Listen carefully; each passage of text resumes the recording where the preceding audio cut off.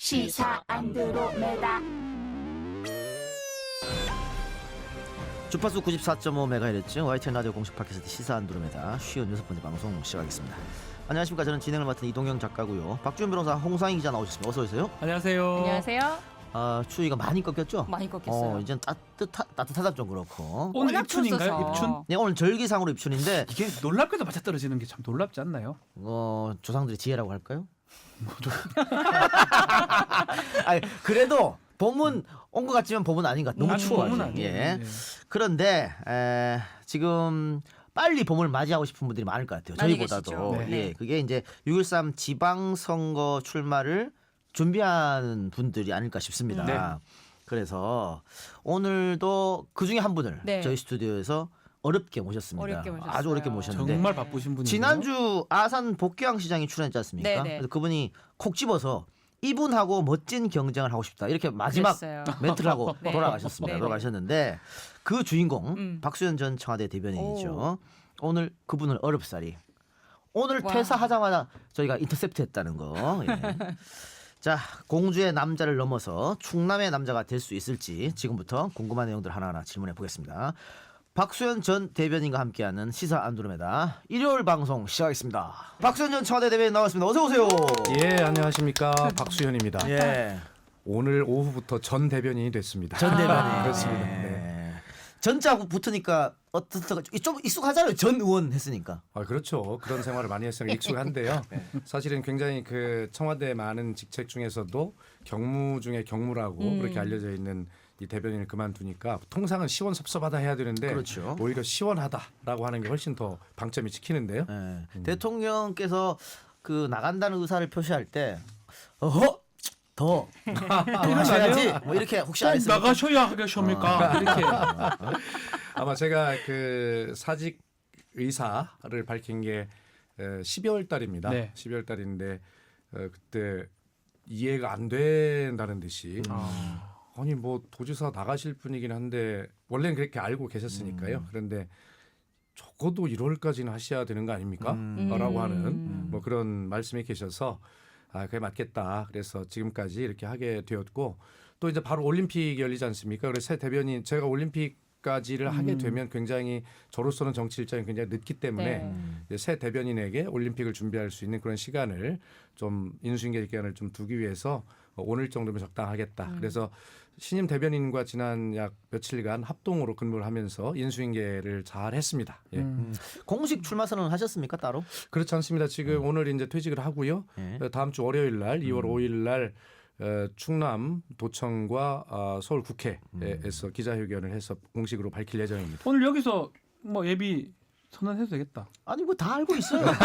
굳이 뭐 말 안 해도 뭐 다 알고 있는데 충남 도지사에 내가 도전을 한번 해보겠다 이런 생각은 언제부터 하셨어요?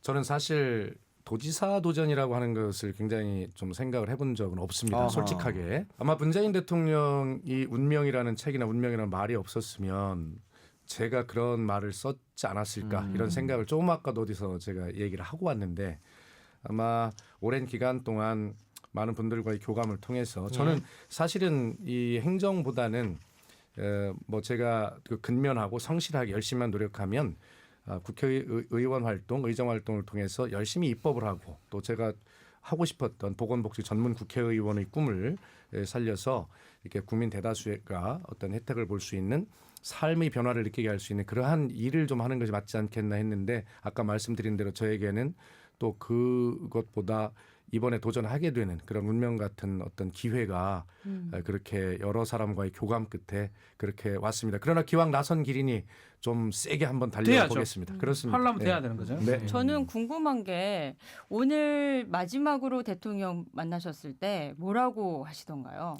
섭섭합니다. 근데 문재인 대통령이 통상적으로 지금 우리 홍상희 기자님 질문에 걸맞는 답을 하셨을까요? 안 하실 것 같아요. 안 하셨을 확률이 더 많겠죠. 네.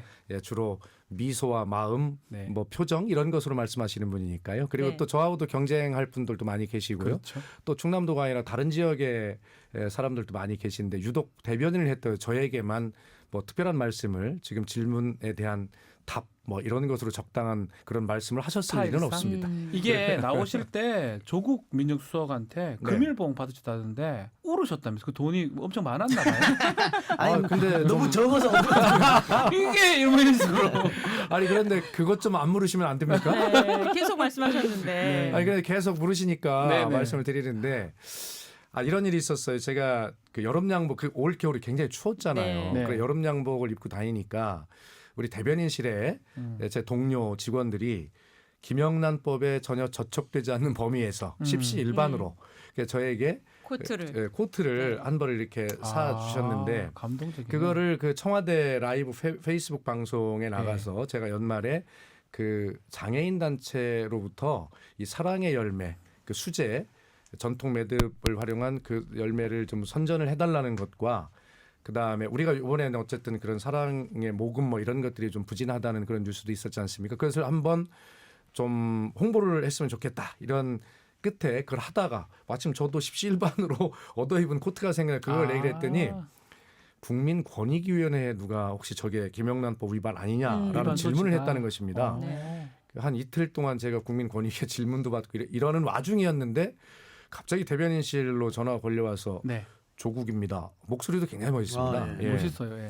그런데 아마 청와대 직원 중에 민정수석의 전화를 받고 가슴이 덜컥하지 않는 사람은 없을 겁니다. 내가 뭐가 걸렸나? 옛날 우병우 같으면 뭐 잡아 넣을. 아유, 그러니까요. 예. 그런데 그런 와중에 민정수석의 전화를 받으니까 깜짝 놀라 제가 이제 올라갔더니 서성이고 계셨습니다. 그래서 제가 오히려 자리에 앉아서 수석님 앉아서 차분하게 말씀 주시죠. 저는 제가 이제 뭐 잘못된 줄 알고요. 예. 떨리겠다. 그런데 갑자기 수첩을 이렇게 조심스럽게 주시면서 수첩을 열어 보이시는데 그 안에 지금 말씀하신 금일봉이 들어 있으면서 하신 말씀이 제가 박수현 대변인의 직속 상관 아니지만 그래도 큰 차원의 상관 아니겠습니까? 그렇죠. 네. 그분 수석이시고 저는 비서관급이니까요. 예, 상관이 아래 직원에게 주는 것은 김영란법에 저촉되지 않는다며 제발 좀 양복을 사입을 하고 주셨는데 아직 양복을 못 샀습니다. 그런데 그걸 이제 마지막. 네. 근데 그걸 주시는데 갑자기 저도 눈물 막 나겠다. 경무에 네. 시달렸던 그런 생활들 이런 따뜻함 이런 것들이 막 겹치면서 갑자기 눈물이 나더라고요. 그래서 제가 울으니까 조국 수석도 제 손을 붙잡아 같이 울었다는 믿지 못할 그런 이야기입니다. 그렇게 경무에 시달렸다고 하셨는데 네. 아까도 방송 오기 전에 이가 좀 치아가 좋지 않다고 말씀하셨어요? 아유 제가 그 전에 우리 많이 알고 있었잖아요. 청와대만 가면 임플란트 네. 해야 됩니까 이거? 문재인 대통령님도 네. 비서실장 민정수석 네, 하시면서 이가 10개인가 네, 빠졌다고 그 임플란트를 예. 대통령 되시고 나서 임플란트를 또 하셨어요. 네. 네. 두 개. 그게 됐는데 저 같은 경우는 이는 안 아플 줄 알았거든요. 대변인은 글씨를 계속 수기로 써야 네. 되기 때문에 네. 하루에 몇 손이 많이 시간씩 쓰다 보면 아프셨다고. 처음에 며칠을 썼더니 손에 물집이 잡히더라고요. 손에 물집이요. 예, 그런데 아프니까 꾀가 나가지고 안 쓰고 있더라고 제가 아프니까. 근데 갑자기 내가 안 쓰면 이 중요한 대통령의 말과 그 다음에 이 회의가 그냥 기록이 안 되는 거 아니겠습니까? 그렇죠. 그러면 이건 역사를 그냥 패싱하는 건데 그래도 아파도 이제 막 계속 썼지요. 그랬더니 조금 지나니까 이제 물집이 아니라 이제 손가락 뼈가 아픈 거예요. 예. 그런데 제가 퇴임하기 한 일주일 전쯤인가 발견을 했는데 이게 뼈가 아플 정도로 긴장을 하고 빨리 써야 되니까 힘이 많은 곳에 네. 들어가겠죠. 근데 제가 이를 앙 다물고 그걸 쓴 줄은 몰랐어요. 이가 아픈 걸 느꼈는데 한 일주일 전부터 전체 아래 위가 지금 너무 좀 아픈 상태입니다. 네. 그래서 아마 이게 필기를 하는데 굉장히 이를 앙 다물고 힘을 들여서 썼기 때문에 그런 것이 아닌가 이런 생각이 드는데 어쨌든 그럼에도 불구하고 무사히 잘 마칠 수 있게 돼서 너무 행복합니다. 그러면 그 메모한 수첩 분량이 상당하겠네요. 예, 지금 제가 보니까 23권인데요. 이야. 이 수첩이 글씨를 크게 쓰면 네. 비효율적이잖아요. 네. 많은 글씨를 빨리 써야 되는데 그래서 아주 깨알같이 쓰는 버릇이 생겼습니다. 네네네. 그러니까 한 줄에 뭐 한 칸 이렇게 쓰는 것이 아니라 막 두 줄씩 막 쓰는 그 깨알 같은 글씨로 썼는데 하여튼 그 크기로 23권의 수첩을 기록을 했더라고요. 거의 안종범 수첩하고 비슷한. 그렇습니까? 이 사람아 여기서 아니 근데 뭐 그저 쿵쿵쿵. 아니 많이 박지훈 변호사 예. 여기서 또 왜 그런 이야기를 하십니까? 나중에 책으로 내셔도 좋을 것 책으로 내도 같아요. 되죠. 박수현의 네. 수첩 이래서. 예, 그런데 이건 중요한 기록이기 때문에 이제 많은 시간이 지난 다음에 네. 이제 활용 가치가 있겠는데 어쨌든 제가 그 수첩을 가지고 나올 수는 없지 않습니까? 중요한 기록인데요. 그렇죠. 예. 예, 그래서 브리핑을 하기 위해서 활용을 하고 또 제가 혹시 책을 쓸 줄 모르기 때문에 23권의 수첩을 쫙 찍었습니까? 펴놓고 표지만 이렇게 찍어 사진 한 장을 보냈는데 아마 제가 사진을 받게 될 텐데 그리고 나머지는 전부 나라 기록원 갈아서 없앴습니다. 없앴습니까? 그렇습니다. 안종호석은 안 없애가지고 그 난리가 났죠. 그게 참 큰 역할을 했어요. 큰 근데. 역할을 했죠. 예. 예. 그거 없었으면 뭐 어떻게 사초처럼 그런 게 했는데 그래요. 문재인 대통령 옆에서 계속 이제 수행 대선 때도 그랬었고 청와대 간수도 이제 대통령의 입 노릇을 했지 않았습니까? 대통령 청와대 대변인을 하는 것은 대통령 의중을 정확히 알아야 되는 사람이라고 보여지는데 그래서 그런지 조금 오버했다 이런 비판도 하나 있어요. 단적인 예로 문 대통령이 제천 화재 현장 방문했을 때 우리 저 박 대변인님께서 SNS 개인 SNS죠? 그렇습니다. 개인 예. SNS에서 사진 여러 장의 사진을 올리고 대통령의 숨소리에 울음이 묻어 있다 이렇게 슬퍼하신다 했다가 반발 좀 있었습니다. 약간 있었죠. 약간 있었습니까? 그렇습니다. 제가 많이 좀 비판했어요.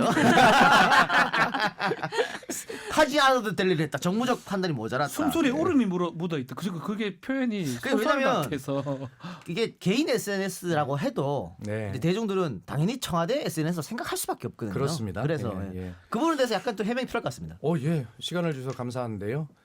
대변인의 말은 지금 말씀하신 대로 개인 계정이라 하더라도 중요할 수밖에 없죠. 그러나 대변인의 말은 개인 페이스북에 정식으로 할 수가 없는 것이죠. 대변인의 말은 정식 브리핑을 통해서 합니다. 제 브리핑문을 읽어보시면 얼마나 많은 이야기들을 정말 하고 있는지, 슬픔을 이야기하고 있는지, 우리가 책임질 일을 이야기하고 있는지라고 하는 정식으로 이야기를 하고 있거든요. 그런데 사실은 그날 희생자들의 빈소가 차려져 있는 곳이 무려 20군데가 넘더라고요.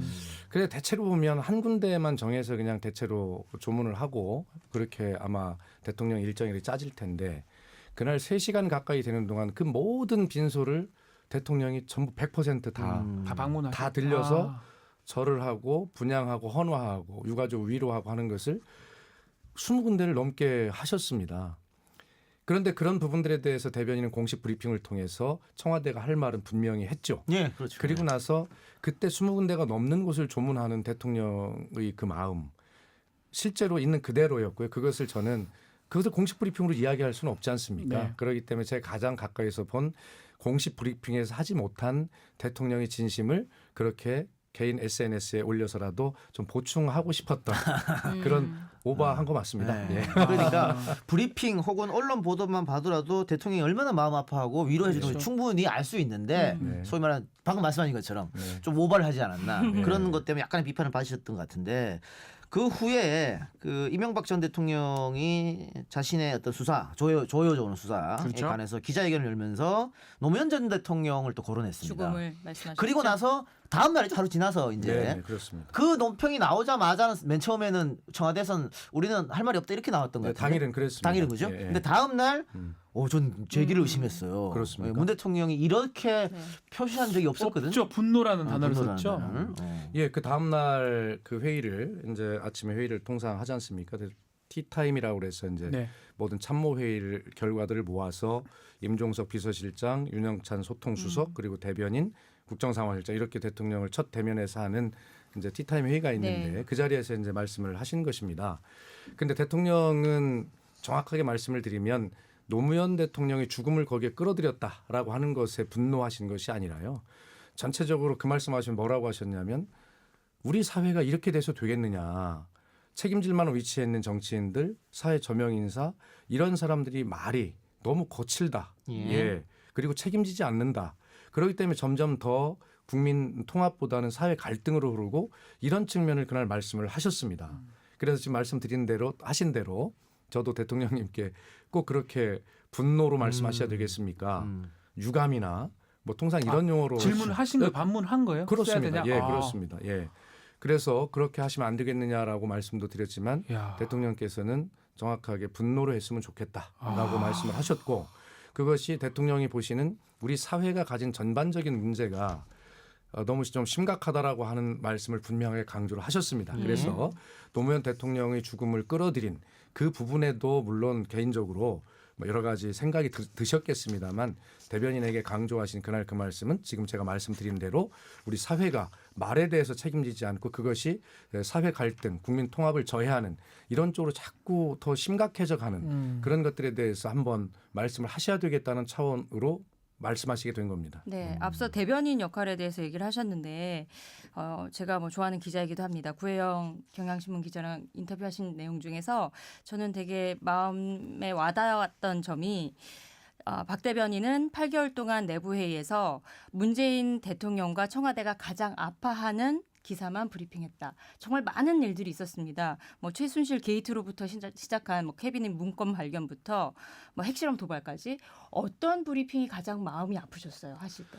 그건 이런 내용입니다. 제가 이제 대통령을 가서 첫 대면을 해서 아까 말씀 회의를 하지 않습니까?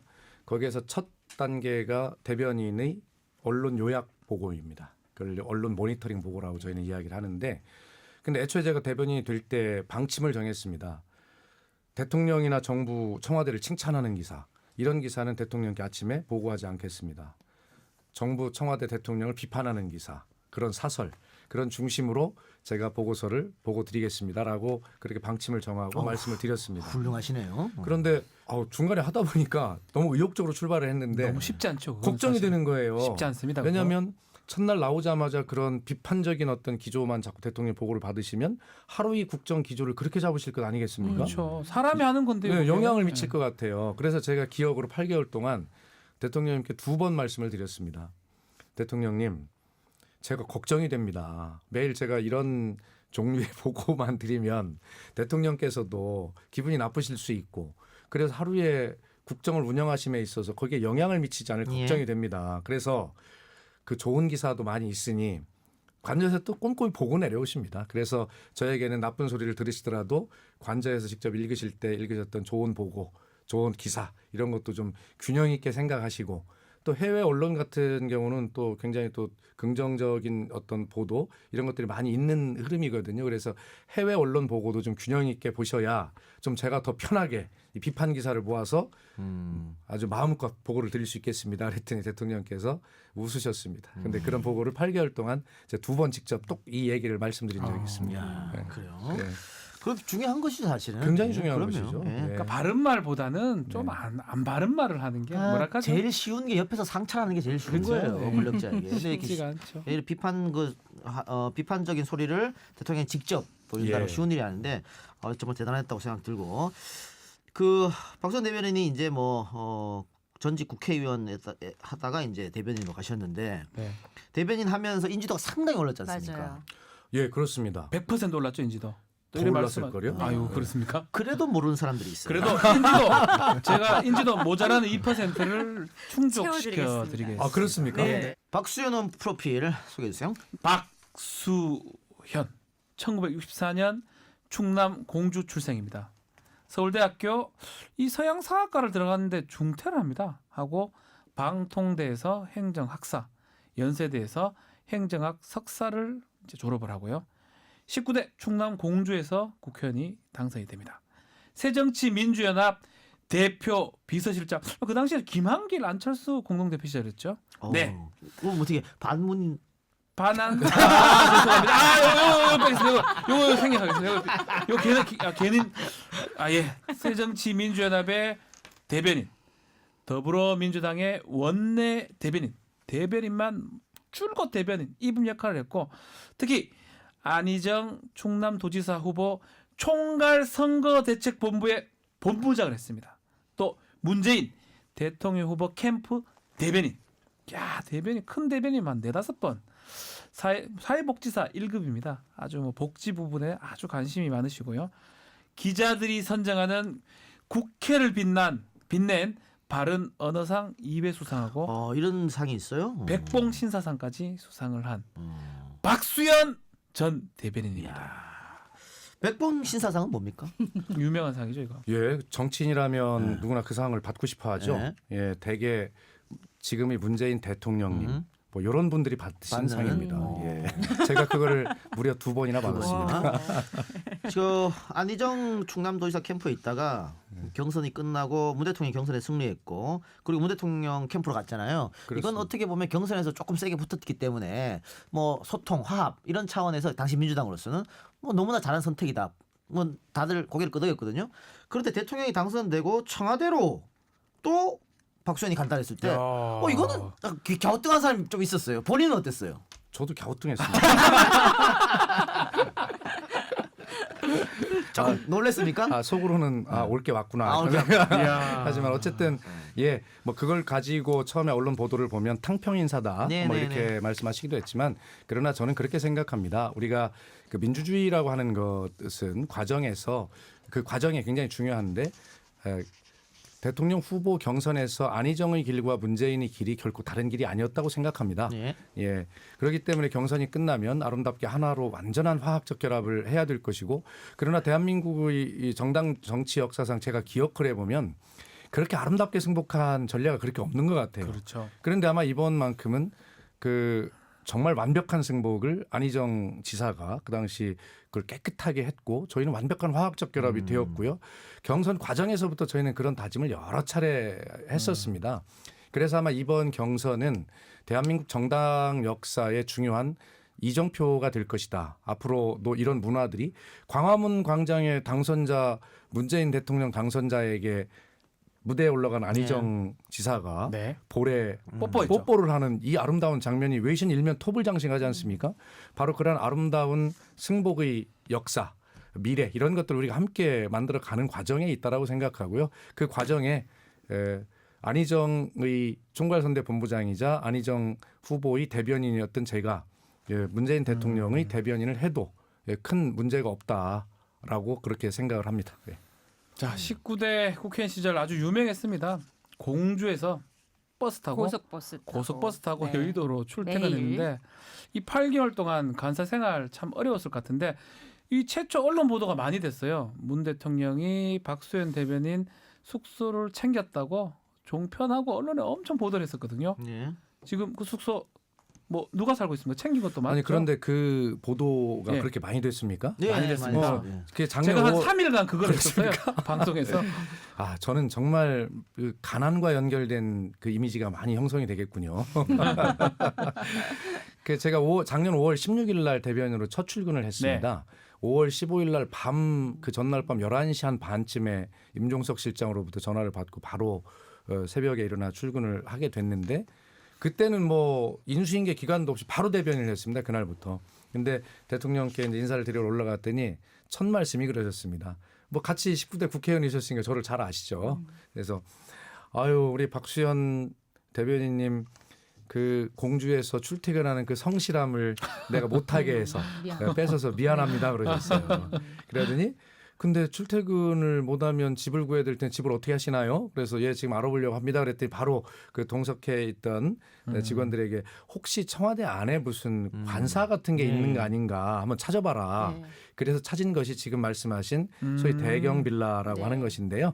그게 뭐 경호원 숙소 뭐 이런 비슷한 것 같습니다. 청와대 담에 거의 붙어 있어서요. 출근하기 빠르고 아주 좋습니다. 그래서 저는 잘 그동안에 대통령의 배려로 그렇게 잘 좋은 숙소에서 있었는데 오래된 아파트이긴 합니다. 그러나 어쨌든 관리비 잘 내고 그러고 나왔습니다. 김의겸 대변인 글로 갔습니까? 김의겸 대변인은 집이 서울일걸요. 그렇기 때문에 집에서 다니면 될 것 같고 그래서 저를 선두로 해서 그 뒤에 그 서울의 숙소를 구해야 되는 지방 출신 직원들이 거의 다 그 숙소에 입주를 해가지고 아주 직원 복지가 굉장히 향상된 그런 케이스인데 아마 이거는 대통령의 책에도 나옵니다. 책에 나오는데 자기 경험에서 비롯된 것이거든요. 노무현 대통령께서 민정수석을 하라고 이제 불러 올리셨는데 대통령의 말씀에 의하면 처음에는 청와대 민정수석쯤 되면 뭐 안에 무슨 아파트 관사가 있는 줄 알았답니다. 근데 없으니까 집을 구하는데 부산 집을 팔아서 서울에 비슷한 집을 구할 수가 없잖아요. 워낙 집 가격 차이가 많이 나니까. 그래서 하여튼 굉장히 어려움을 겪었는데 그런 개인적 경험에서 지방에 있다가 서울로 직장을 옮기거나 취직하는 사람들의 경우에는 이 숙소 문제가 굉장히 중요하다는 걸 가격의 차이 때문에도 굉장히 뼈저리게 느낀 자신의 경험을 저에게도 자세하게 들려주신 적이 있습니다. 아니 그런데 그 청와대에서 그 낮에 그렇게 경무에 시달리고 퇴근하고 나서는 청와대를 벗어나고 싶을 것 같은데. 그러게요. 저는 일단 벗어나는 거 아닙니까? 담벼락에 붙어 있는데요. 그런데 사실은 뭐 그 제가 여러 차례 말을 한 것이기 때문에 뭐 부담 없이 말씀을 드리면 대변인 삶이 어떠냐라고 물어보면 네. 24시간 중에 20시간을 근무한다 이렇게 보시면 되고요. 와. 그래서 숙소라고 하는 거는 잠깐 가서 그냥 옷 갈아입고 오는 뭐 이런 정도이지. 예, 그래서 어쨌든 집에 있는 기간에도 우리 뭐 홍상희 기자님 잘 아시지 않습니까? 기자님들이 뭐 하루 20시간 전화를 하시지 않습니까? 그러니까 늘 재택근무를 또 하는 네. 거니까. 전화 받아야 되니까요. 네, 그래서 아마 숙소라고 하는 것이 뭐 휴식이 있는 삶을 위한 그런 공간이라기보다는 대변인이나 청와대 직원들에게는 예, 뭐 그런 측면도 있겠지만 대기실 같은 예, 뭐 거네요. 그런 예. 느낌이죠. 네. 네. 그 청와대 출입 기자들 얘기 들어보면 박수현 욕하는 사람 거의 없더라고요. 다 칭찬하더라고요. 정말요? 네, 좋은 말 많은데. 욕해서 한 명도 못 들었어요. 예. 박근혜 정권 때 윤창중 대변인은 기자들이 엄청 욕했었거든요. 칭찬하는 사람 한 명도 없었어요. 처음부터. 예, 예. 이렇게 기자들을 하고 사이가 좋은 이유는 뭡니까? 그런데 그 아까 말씀하신 그 국회를 빛낸 바른 언어상이요? 네. 대변인상. 아. 예, 그게 기자들이 뽑는 상이거든요. 그때부터. 예, 그렇습니다. 그런데 예, 어쨌든 그 저는 그런 것 같아요. 처음에 제가 청와대 대변인을 가니까 청와대 출입 기자들이 깜짝 놀랐다는 겁니다. 그걸 퇴임할 때 제가 얼마 전에 들었거든요. 예. 그 왜 놀랐냐 그랬더니 아니 무슨 청와대 대변인이 저렇게 자세하게 브리핑을 하냐. 깨알 브리핑이라고. 네. 근데 대통령께서 저한테 지시하시기를 대변인은 모든 회의에 다 참석을 해야 되고 그 회의의 분위기까지 대변인이 브리핑에 녹아 있어야 그것이 진짜 국민을 위한 소통이다. 이렇게 말씀하셨거든요. 이야. 자세하게 할 수밖에 없잖아요. 그런데 과거에 그 어떤 관례적인 브리핑을 많이 들었던 청와대 기자들, 특히 청와대의 언어가 굉장히 딱딱하고 예, 그렇죠. 다듬어지고 이런 것 아니겠습니까? 근데 저는 있는 그대로 했습니다. 당황스러웠다는 거예요. 뭘 받았어야지 이거를. 예, 그런데 아마 그런 자세를 태도를 일관되게 제가 유지하고 진심으로 그렇게 하는 것에 대해서 설사 제가 실수를 하더라도 그런 기자님들과 대변인 사이에 그런 작은 신뢰가 쌓인 것 아닌가 이런 생각이 듭니다. 예. 그래서 아닌 게 아니라 네. 그 청와대 출입하는 제가 권민석 와이튼 네. 기자한테 물어봤어요. 정말 평가가 어떤지 이제는 말할 수 있지 네. 않느냐. 단점이 뭐냐 물어봤습니다. 단점이 모든 질문에 답을 한다. 모든 질문에 답하면 안 되는 그래서 겁니다. 행정관들이 너무 힘들었대요. 아. 다 답을 하시느라고. 이쯤에서 끊고 이제 질문 받지 그만해야 말아야 되는데. 되는데. 그리고 혹시 이진 기자들이 단체 카톡방에서 뭐라고 별명 지어서 부르는지 모르시죠? 네, 저는 모르겠습니다. 박션. 그 왜? 무슨 왜 말씀이세요? 박션이요? 션과 정혜영 있잖아요. 예. 그 션이 늘 웃는 얼굴이랍니다. 그늘 웃는 션. 얼굴이라고. 예. 저에게 그런 별명이 그래서 별명이 박션이고요. 또 다른 별명 뭐냐 물어보니까 젠틀맨, 대답 자판기. 야. 뭐 좋은 말만 잘 아니 듣네. 네. 너무 좀 지어낸 거 아니에요? 아니에요. 제가 션을 제가 친한데 션하고 닮진 않았는 것 같은데. 뭐 하여튼 엄청 좋아하더라고요. 그래가지고 뭐 권민석 기자 혼자 얘기는 아닌 것 같고 네. 뭐라고 하냐면 자기가 아는 가장 겸손하고 소통 잘하는 정치인이다. 아우 저 야, 이거- 방송 못 할 것 같습니다. 부끄러워서 너무 그렇게 심하십니다. 우리 저 시사 안드로메다답지 않은 방송을 오늘 하고 계신 것 같습니다. 왜냐면요. 오늘 마지막 방송이거든요. 마지막 아니에요. 그래요. 네. 자, 그런데 이제 후임의 김의겸 대변인이 이제 임명이 됐잖아요. 예, 예. 그런데 그 동안에도 이 문제가 많았습니다. 과연 언론인 출신들이 청와대 들어가서 대변하는 게 맞는 일이냐. 근데 예, 그런 지금껏 비판이 기자들이 많이 했었거든요. 예, 예, 그렇습니다. 또 지난 박근혜 정권 같은 경우에는 오늘까지 앵커하시던 분이 다음 날 대변하는 경우도 있었습니다. 그래서 민경욱 굳이 맞잖아. 또 아니 뭐- 그럼 한 명밖에 없는데 뭘? 그래서 논란이 좀 컸는데 네. 박 대변인은 어떻게 생각하십니까? 이 언론인 출신, 기자 출신이 대변을 한다는 거에 대해서. 어쨌든 언론에 몸을 담고 있다 바로 어떤 그 권력을 대변하는 대변인을 옮긴다는 것은 좀 문제가 있다고 생각을 하고요. 다만 그런 기회를 갖기 위해서는 일정 기간 정확하게 언론사를 사직을 하고 예. 그렇죠. 예, 기자 신분을 유지하지 않은 채로 사회생활을 좀 하다가 뭐 옮기는 것이 아마 큰 문제가 없다고 생각하는데요.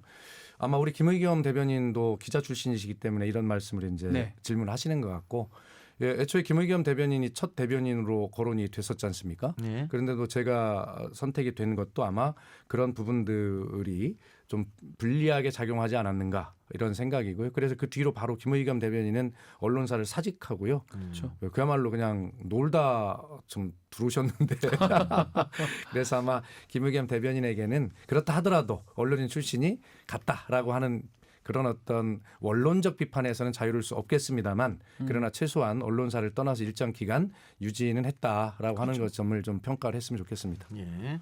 그 아까도 경무에 대한 얘기했고 모든 기자들의 질문에 다 답한다고 얘기했고 네. 대변인이 이렇게 일을 많이 해가지고 고민정 부대변인 좀 섭섭하게 생각 안 하나요? 우리 고민정 부대변인 요즘에 아주 뜨고 있지 않습니까? 뜨고 있습니까? 네. 새로운 플랫폼, 소통 플랫폼을 만들어가지고 페이스북 라이브 11시 50분 청와대입니다를 만들어가지고 뭐 어마어마합니다. 그래서 아마 고민정 부대변인은 부대변인대로, 대변인대로 저는 이제 주로 그 어떤 기존의 언론들을 상대로 하는 그런 소통 창구를 가지고 소통을 하고 고민정 부대변인은 또 새로운 직접 소통, 쌍방향 소통을 하면서 아마 조화를 잘 맞았던 것 같습니다. 예. 예. 자 그럼 선거 얘기 한번 해봅시다. 네. 선거가 아니었으면 이 방송에 나오지도 않았을 테니까.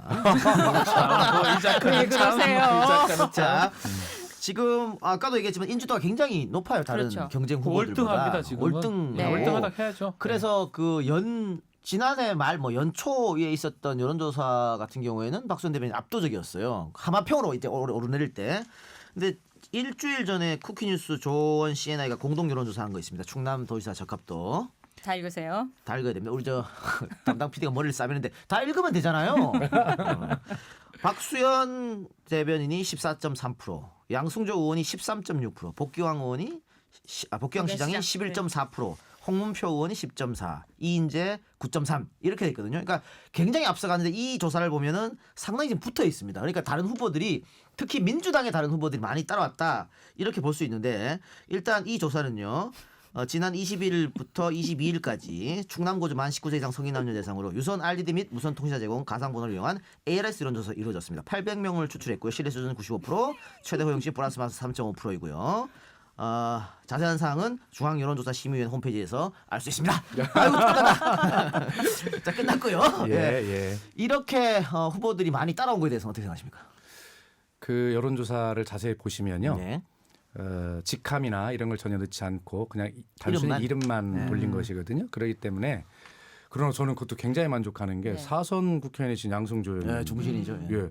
이름만 넣는데도 제가 양승조 의원님을 1% 가까이 어쨌든 이기고 있는 거 아닙니까? 그리고 그 분명히 보시면요. 제가 강세를 보이는 지역에 네. 자유한국당 후보들을 쭉 거론을 했습니다. 예. 그렇기 때문에 저희 기반을 잠식한 것입니다. 네. 어쨌든 제 입장에서 이렇게 해석을 합니다. 네. 예. 그러나 분석하셨군요. 아니 그런데 네. 실제로 여론조사라는 것은 그 설계를 어떻게 하느냐에 따라서 그렇죠. 이런저런 것이 있을 수 있는데 예. 대체적인 흐름은 아직까지는 제가 청와대 대변인이라고 하는 그런 직함의 프리미엄이 있기 때문에 다른 후보들보다 좀 앞서 있는 건 맞지만 예. 그러나 저는 지금 이 불러주신 여론조사가 현재 저희 위치다라고 생각하고 이제 본격적으로 나가서 제가 좀 점프업을 좀 해야 되지 않나 이런 생각하고 있습니다. 그래서 제가 질문 드리는데 뭐 양승조 의원은 민주당의 중진 의원이고 그렇습니다. 복경왕 시장은 재선 시장이고 그런데 우리 대변인 같은 경우에는 그동안 청와대에 있었기 때문에 조직 싸움에서 뒤질 것 같다는 생각이 확 들거든요. 그럼 제가 좀 질문 좀 해볼까요? 네. 통상 이러더라고요. 인지도가 낮으면 또 여론조사에서 수치가 낮으면 뭐라고 하냐면 조직이 강하다. 예. 조직이 강한데 왜 낮습니까? 그러니까 통상적으로 인지도가 높은 사람이 조직이 약할 거라는 등식은 어디서 성립하는 거죠? 예. 그리고 인지도가 낮으면 조직이 강할 것이라는 항변은 누가 하는 것입니까?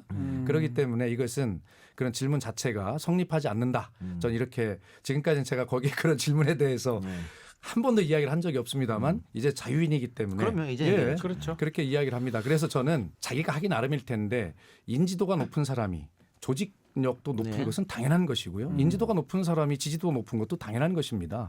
그렇기 때문에 이제 저는 저한테 주어진 과제는 청와대 대변인이라고 하는 계기를 통해서 높아진 인지도를 네. 어떻게 안정적인 지지도로 연착륙시킬 것이냐 이것이 저에게 주어진 과제이고 그것은 저와의 싸움이지 다른 후보들과 경쟁은 아니다. 저는 이렇게 생각합니다. 실제로 뭐 좀 야당보다는 여당 안의 싸움이 될 가능성이 높아 보이는 지금 상황에서 일단 3파전 같아요. 지금 일단 양승조 의원 또 복귀왕 아산시장 박수현만의 어떤 청와대고 대변인 빼고 말고 우리 도민들한테 어필할 수 있는 아주 큰 강점이나 뭐 이런 것들을 차별화될 수 있는 전략 뭐 이런 게 있습니까? 전략이라보다 제가 가지고 있는 약점은 우선 솔직하게 말씀을 드리면 강점이 없다라고 하는 게 저희 약점입니다. 아 무난하다 뭐 이런 예, 부분 그런 정도죠. 예. 그리고 제가 이제 초선 국회의원밖에 하지 않았고요. 그 다음에 안희정 도지사의 도정을 총괄선대본부장으로 설계하면서 네. 또 도지사가 되었을 때는 충청남도 정책특별보좌관으로서 도정에 네. 참여를 해서 도정을 어느 정도 파악을 하고 있고 강점 많네요. 네, 또 지금 그 문재인 대통령의 모든 회의에 다 참석을 하면서 8개월 넘는 동안에 이 대한민국의 국정 또 새로운 국정 지표를 가지고 새롭게 운영되는 것 아니겠습니까? 네. 이 국정 지표에 대해서 아주 압축적으로 굉장한 쪽집게 과외를 받고 나온 그런 느낌입니다. 그거 맞죠. 예. 예, 그러면 이 새로운 정부의 국정 방향과 우리 지방 정부를 어떻게 연결할 것인가가 가장 적합한 후보 요건 중에 하나라고 친다면 그런 측면에서 저는 강점이 있는 것이죠. 그렇죠. 예. 그리고 지금 우리 박지훈 변호사 말씀하신 대로 강점이 많네요. 그런데 저는 약점이라고 했지 않습니까? 네. 제가 그 겸손함이 제 강점입니다. 그 지난주 복양 시장이 우리 방송에 출연해가지고 네. 이거는 당연히 이제 박수현 대변인을 의식하고 한 얘기 같은데 네. 사실은 내가 친문이다. 예. 이런 얘기했어요. 그 얘기를 그렇습니까? 강하게 네. 하고 갔습니다. 네. 예. 예. 그런데 저는 이렇게 생각합니다. 친문이냐 친 아니냐. 예, 저는 친안 맞습니다. 네. 안희정이 친구이자 동지이자 동료이고 도전을 같이 설계하고 운영했던 그런 사람으로서 친안 맞습니다. 저는 문재인 대통령에게 엊그제도 그 말씀을 드렸습니다만 국회의원 시절에 저는 그런 얘기를 했습니다. 의원님, 저는 의원들이 통상적으로 서로 존경한다고 하잖아요. 네. 존경하는 뭐 네. 박지훈 의원님 뭐 이래 하잖아요. 제일 듣기 싫어요? 정말 제일 듣기 싫죠. 속으로 존경 안 하잖아요. 사실. 안 하죠. 그런데 저는 유독 문재인 의원님에게만큼은 사랑합니다라고 했어요. 그래서 저는 존경합니다라고 못하겠다 의원님께는. 그래서 사랑하는 의원님 이렇게 불렀거든요. 그런 측면에서 저는 친문이기도 합니다. 그러나 지금 친문과 친안이 무슨 의미가 있습니까? 아까 제가 말씀드렸듯이 안희정과 문재인의 경선 과정의 길은 다른 길이 아니라 한 길로 겹쳐 있었고 한 방향을 바라보던 길이었습니다.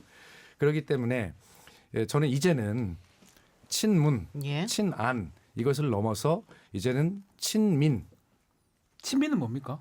백성민자. 난 민경욱인 줄 알았어.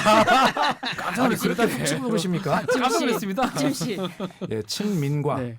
친충이 되어야 한다라고 그렇게 저는 친충은 또 충청도 충청도. 네. 그래서 이렇게 해야 되는 것이고요. 특히 충청도는요. 지금 사실은 충청 대망론이라는 게 선거 때마다 나오지 않습니까? 네. 그렇죠. JP 이후로 그것을 이루어보지 못한 충청인의 상실감 이런 것들이 안희정을 통해서 발산이 되고 있고 기대가 유지되고 있는 것인데 바로 그런 충청의 대망을 이루기 위해서라도 우리 지역 내에 있는 정치인들과 그다음에 그 정치인을 중심으로 한 그런 어떤 도민들 국민들이 친문 친한 이런 계파로 갈라지는 것은 충청의 대망을 어렵게 하는 것이다. 그렇기 때문에 저는 이제는 그런 아무 무의미한 일에 서로 매몰되지 말고 그리고 뭐 저희 다 훌륭하신 분들이 그럴 사람은 없습니다. 그래서 예. 그러면은 안희정 지사가 삼선을 하지 않기로 결정했습니다. 네. 이제는 뭐 국회로 들어올 수도 있고 뭐 아닐 수도 있는데 그 친구 안희정에게 어떤 말씀을 할 수 있을까요? 국회로 들어오지는 않습니다. 왜 그러냐면 도지사 임기를 채우겠다라고 이미 선언을 네. 했기 때문에 보궐선거에 출마해서 국회의원이 되려면 120일 전까지 공직을 사퇴해야 네. 되니까 그건 서로 성립이 안 되는 상충되는 이야기니까 국회의원 재보궐선거에는 나가지 않는다는 이야기가 되고요. 예. 그러면 남은 것이 이제 그럼 어떻게 할 거냐? 뭐 당 대표에 뭐 네. 출마할 거다라고 하는 그 뭐 얘기도 그런 있죠. 예. 소문들도 있고 설도 있지 않습니까? 가능성이 있습니다. 그러나 제 개인적 입장을 전제로 한다면 제가 안희정 지사에게 또 친구 안희정에게 그것은 권유를 했습니다. 지금은 국민께서 워낙 현명하시고 지혜로우시다. 그리고 소통 창구와 정보를 습득할 수 있는 플랫폼들이 워낙 발달이 돼 있기 때문에 과거처럼 당 총재를 무슨 오래 하고 그러면서 국민들에게 다가가고 이런 과정들을 통해서 또 대선도 막 재수 삼수하고 이런 어떤 흐름들이 없을 것이다. 그러니까 너무 조급하게 생각하지 말고 어떻게 국민이 바라보는 국민의 눈높이에 맞는 지도자가 될 것이냐라고 하는 것에 당신의 눈높이를 맞추는 것이 좋겠다. 그래서 어떤 국회의원 재보궐선거에 나가서 배지를 붙이고 그리고 나가서 또 당대표에 도전하고 이러면 지금까지 국민들께서 박수 쳐주었던 안희정의 모습과는 좀 반대되는 것 아니겠습니까? 예, 그래서 저는 좀 그래서 안희정에서 했던 말은 뭐냐면 배지 달고 당대표 하려고 하지 말고 배낭 메고 당대표를 네. 했으면 좋겠다. 배낭 메고 전국 돌아다니라는 게 아니라 그만큼 욕심을 좀 버리고 좀 이제는 도지사 8년을 하기 위해서 얼마나 많은 정력을 쏟아내고 소진했겠습니까? 네. 이제 새로운 정치를 하려면 자기 자신을 다시 채워야 합니다. 예. 자기 자신을 채우기 위해서는 멀리 떨어져서 바라봐야 될 줄 알고 그렇게 해야 되거든요. 저는 바로 그러한 원칙적인 측면을 그 말씀을 드렸고요. 그렇기 때문에 도지사 임기를 다 채우겠다라고 선언하신 그런 스탠스를 밟은 게 아닌가 저는 그렇게 믿습니다. 반대로 지금 충남도지사 출마한다고 하시는 박 전 대변인께는 안 지사가 뭐라고 말씀을 하셨나요? 아, 저희 출마에 대해서요. 네. 예, 뭐 지금 여러 가지 이제 뭐 그 경쟁하는 훌륭한 후보들이 계신 상황에서는 굉장히 조심스럽죠. 안희정 지사께서는 분명히 중립을 지키겠다 말씀하셨습니다. 그러나 뭐 다른 후보들의 본격적으로 이렇게 움직이기 시작하기 전의 상황에서 제가 안희정이 그렇게 중요한 위치에 있는 동지고 동료이고 예. 친구라면 예를 들어 저를 청와대로 대변인으로 선거를 했거나 이런 과정들이 뭐 안희정 지사가 추천했다라고 하는 것은 이미 언론을 통해서 짐작되고 알려지고 있는 사실 아닙니까? 오래전부터. 그렇다고 본다면 저희 도지사 출마 이런 문제도 안희정 지사와 오랜 교감이 있었다라고 하는 것은 짐작하실 수 있을 것입니다. 그러나 그때 상황과 지금 상황은 좀 달라졌습니다. 경쟁 구도가 됐기 때문에 그래서 안희정 지사는 이 경선 과정을 아름답게 잘 관리하고 경선을 성공적으로 이끌어야 그 힘을 가지고 본선에서도 우리가 승리할 수 있다라고 하는 것은 삼척동자도 아는 일이기 때문에 네. 지금의 안희정 도지사로서는 철저하게 중립을 지킬 것이다. 저는 그렇게 말씀드리고 그러나 속마음은 그래도 박수현을 바라보고 있지 않겠냐.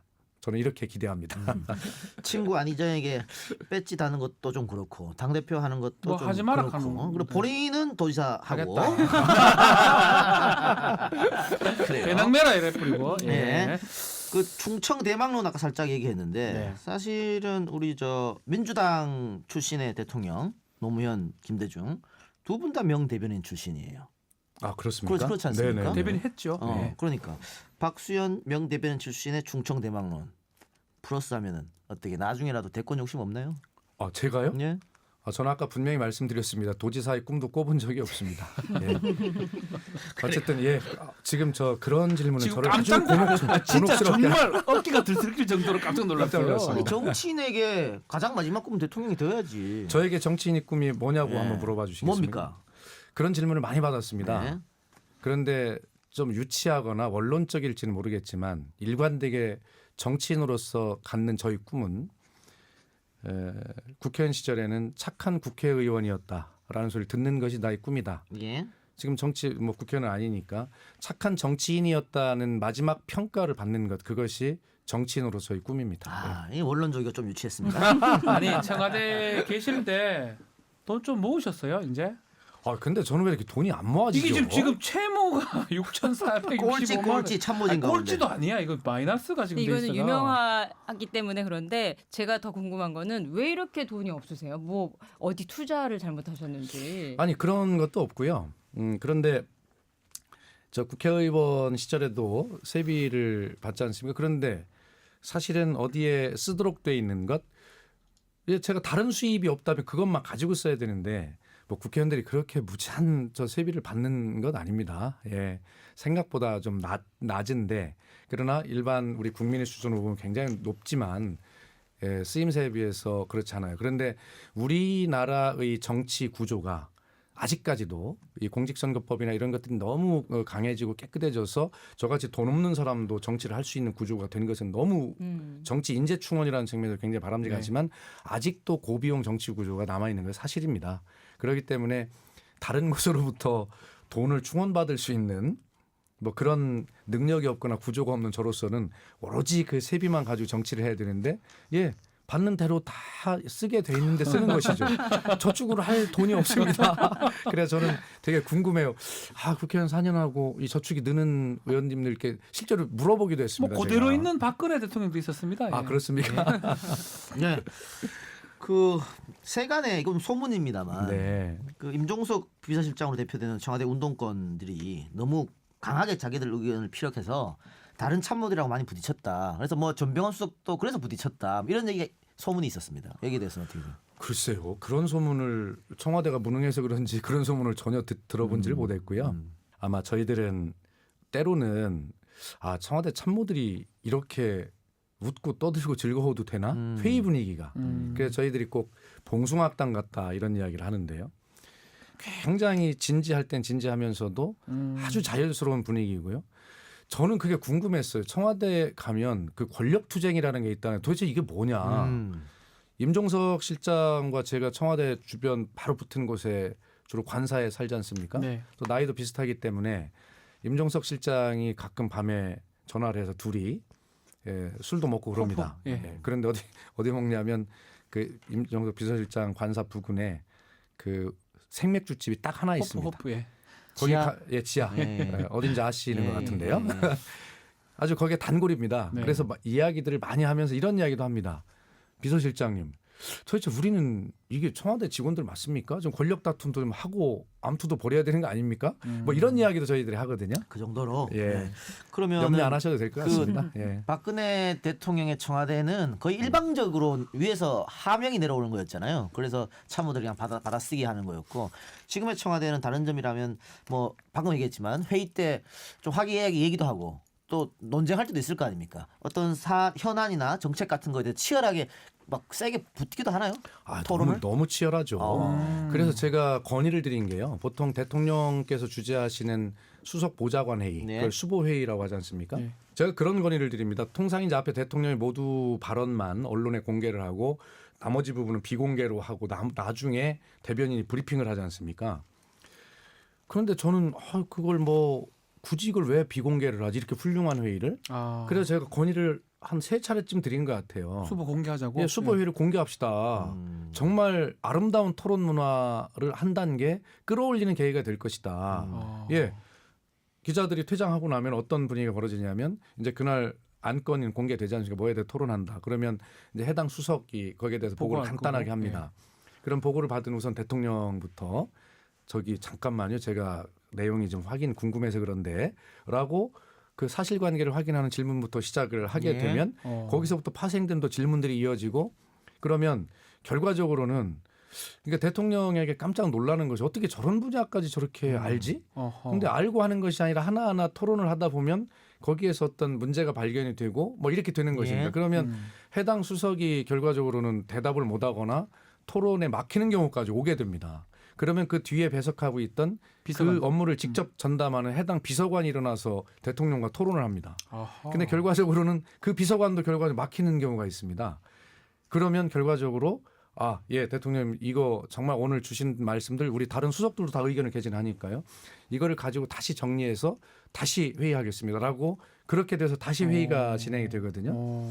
근데 대통령과 정말 치열하게 겁없이 토론하는 그런 수석보좌관 회의 이런 것들이 저는 공개되어야 되고 우리 대한민국의 토론 문화를 한다는데 그렇죠. 업그레이드 시킬 수 있고 그것이 대한민국 민주주의를 발전시킬 수 있다라는 저렇게 생각을 하는데 아직 제 건의가 받아들여지지 않고 있습니다. 그러나 분명하게 수보 회의는 얼마나 민감한 문제들이 또 다뤄지겠습니까? 그래 다 공개할 수는 없으니 그래서 적어도 공개해도 될 만한 것들은 좀 공개하자 제가 그렇게 제안하고 있는데 언젠가는 그렇게 됐으면 좋겠다는 소망을 가지고 있습니다. 예. 요건 좀 묻고 싶어요. 네. 호프 말씀하셨는데 청와대에서 이렇게 술도 한 번씩 먹을 수 있는 가장 믿고 있는 절친.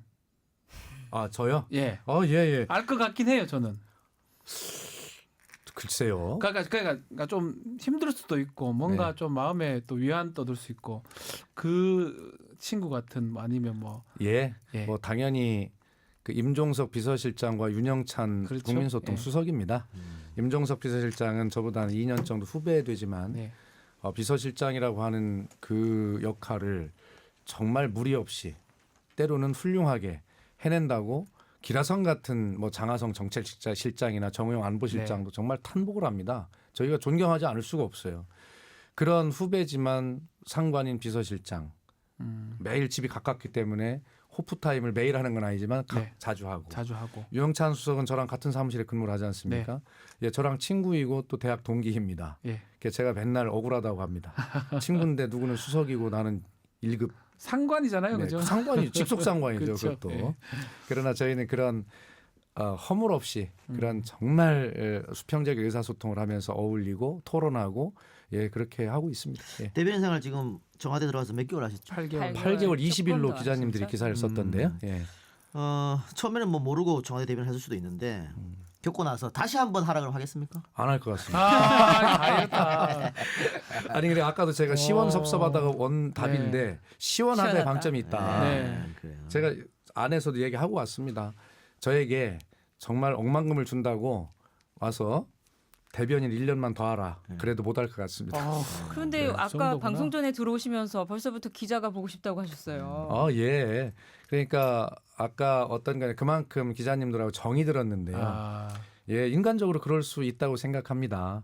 근데 이거 한 말씀은 꼭 드리고 싶은데 제가 김의겸 대변인께 뭐를 인수인계했냐 한 가지를 꼭 당부했습니다. 예. 대변인이 화가 많이 날 것이다. 왜냐하면 우리가 가는 방향 대변인이 가지고 답변해야 될 그런 것과 반대되는 멘트를 따기 위해서 기자님들 질문을 한다. 그런데 그때 화가 나겠죠. 예. 그런데 결과적으로 이번에 우리가 지지율이 좀 떨어지면서 우리가 교훈을 얻었던 것은 20, 30대 청년 세대의 생각이 네. 기성세대와 다르다. 사고의 틀과 다르다는 걸 분명히 알았지 않습니까? 기성세대의 틀로는 평화올림픽을 만들기 위해서 남북 단일팀 구성은 필요하다면 조금의 희생이 있어도 할 수 있다. 그것이 선이다. 라고 선과 악으로만 우리 세대는 그렇게 생각한 측면이 있거든요. 정의, 불의 이런 것만. 그렇죠. 예. 그런데 지금 20, 30대는 그렇게 전혀 아니죠. 생각을 안 해주는 겁니다. 개인이 중요하다는 거죠. 그 너무 놀란 겁니다. 네. 그러나 바로 이러한 경험을 정부 쪽에 빨리 하게 되는 것이 저는 행운이라고 생각을 했어요. 그렇죠. 그래서 우리가 정책을 설계할 때 이러한 새로운 현상, 계층의 현상들을 잘 반영해서 정밀하게 정책을 설계하게 되면 정말 우리가 더 잘할 수 있겠다라는 그런 교훈을 얻을 수 있는 것인데 김의겸 대변인에게 제가 그걸 부탁을 했습니다. 지금 춘추관에 출입하는 기자님들이 전부 20, 30대 아니겠습니까? 그 20, 30대의 사고를 대변인이나 내가 가지고 있는 그런 정의와 불의 옳고 그름의 시각으로 그렇게 보고 기자들이 질문을 응대하면 화가 나게 돼 있다. 그러나 지금 기자님들이 가지고 있는 그 세대의 어떤 생각을 이번에 교훈을 얻은 대로 한번 반영을 해서 본다면 그 기자들이 질문하는 것에 대해서 화가 날 이유가 없는 것이다. 라고 그렇게 제가 인수인계를 했습니다. 알겠습니다. 어느덧 예정된 시간이 다 흘렀고요. 자 마지막으로 우리 라디오 또 팟캐스트 청취자 여러분께 한마디 해주시기 바랍니다. 또 충남 도민한테 한 말씀 도민한테 해주셔도 하셔도 되고요. 그렇습니까? 예, 어쨌든 수십 개의 이 팟캐스트 프로그램 중에 굉장히 상위에 랭크되어 있는 우리 오늘 시사 안드로메다의 3위입니다. 3위 그러니까 정도. 정확하게는 3위라고 저도 네. 들었는데 불러주셔서 감사하고 영광입니다. 또 우리 청취자 여러분 함께해서 감사합니다. 우리 모두가 행복했으면 좋겠습니다. 행복은 멀리 있는 것이 아니고 내 마음속에 행복해야 되겠다라고 하는 의지를 가지고 또 그렇게 선한 마음으로 노력하는 것이 중요하다고 생각합니다. 그러나 그 마음만 가지고 되는 것이 아니라 그렇게 노력하면 그런 어떤 행복이 주어질 수 있도록 노력한 만큼에 대한 대가는 주어질 수 있도록 하는 그런 나라를 이 정부가 새 정부가 만들어야 된다는 것도 잘 알고 있습니다. 국정의 방향과 목표가 그렇게 정해져 있습니다. 국민 여러분께서도 스스로 우리는 행복할 수 있다는 자신을 가지고 그렇게 함께 새 정부와 함께 노력하면 우리는 조금이라도 더 나아지지 않을까라고 그렇게 기대하고 국민 여러분 전 청와대 대변인이 국민 여러분을 응원합니다. 감사합니다. 잠시 전에 인터뷰 도중에 뭔가 꺼내셨는데 그게 눈에 계속 밟히거든요. 그 묵주죠. 예, 저는 천주교 신자이고 청와대 카톨릭 신자의 회장인데요. 제가 저 방송에 나올 때마다 마음이 굉장히 떨리기 때문에 이걸 들고 기도하는 마음으로 하면 그래도 많은 도움이 됩니다. 여기까지 보셨습니까? 예. 고맙습니다. 자 시사 안드로메다 저희도 지금 라디오로 옮겨서 원래는 TV였다가 네. 라디오로 옮겨서 박 대변인처럼 한 8개월 정도 한 것 같습니다. 네. 8개월 정도 했는데 94.5MHz 여러분 지금까지 잘 들어주셨습니다만 저희가 당분간은 방송이 좀 중단될 것 같습니다. 팟캐스트도 마찬가지고요. 그러나 뭐 헤어질 때 또 다시 만날 걸 기대하는 거 아니겠습니까? 여러분 너무 실망하지 마시고요. 지금까지 주말 알차게 저희가 여러분들한테 선물을 드리는 것 같은데 다음에 또 다시 돌아와서 선물을 드리겠습니다. 오늘 일요일 박수현 대변인 방송을 마지막으로 저희는 당분간 방송을 잠깐 중단할 테고요. 다음에 다시 돌아올 때까지 좀 기다려주시고 오늘 방송은 우리 박 대변인이 아침이슬 양희은의 아침이슬을 선곡해 주셨어요. 그 노래를 들으면서 방송을 마칠 텐데 팟캐스트 버전이 한 10분간 더 진행되니까 아쉬운 분은 팟캐스트 버전으로 넘어오셔서 10분 더 하시면 될 것 같고요. 양희은의 아침이슬을 오늘 선곡한 이유는 뭡니까, 박 대변인? 이 노래는 청년기부터 지금까지 제 인생입니다. 예, 제가 고등학교를 졸업하고 대학에 처음 들어갔을 때 처음 들은 노래이고 이 노래를 통해서 세상을 바라보는 새로운 시선을 얻었습니다. 네. 예, 제 마음의 노래고 제가 시골 정치인이지 않습니까? 네. 시골에 굉장히 관광버스들이 많이 다니는데 그 관광버스에서 많은 흥겨운 노래가 나오지 않습니까? 거기에서 저에게 노래를 시켜서 저는 이 노래를 합니다. 그런데 춤추는데 김보 분위기 춤추는 그렇지 않습니다. 노잼이네요. 예, 예. 나름대로 적응이 잘 되고 네. 또 집중도 잘 되고 괜찮습니다. 그래요. 그러면 박수현 전 대변인이 선정해준 양인의 아침이슬 들으면서 저희는 물러가도록 하겠습니다. 남은 주말 잘 보내시고요. 오늘 출연해주신 박수현 대변인 고맙습니다. 감사합니다. 감사합니다. 고맙습니다. 네.